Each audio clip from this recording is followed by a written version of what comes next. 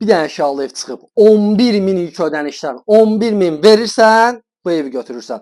11.000 qabağıcan ümumi qiyməti 18.000 manatadır. Qazın da şotçuku var, suyun da şotçuku var. Çünki indi qazın şotçukunu tapmaq çətindir. Bir dənə burada yataq otağıdır, nə görsənsə qalır. İçəridə nə görsən qalır. Deyim, böyük evdir, lüks evdir, yox. Nəqd bilsən neçədir? 16.000 manata. 16.000-i verdin, götür, al ver kirayı. Rahatlıqla kirayə verə bilərsən.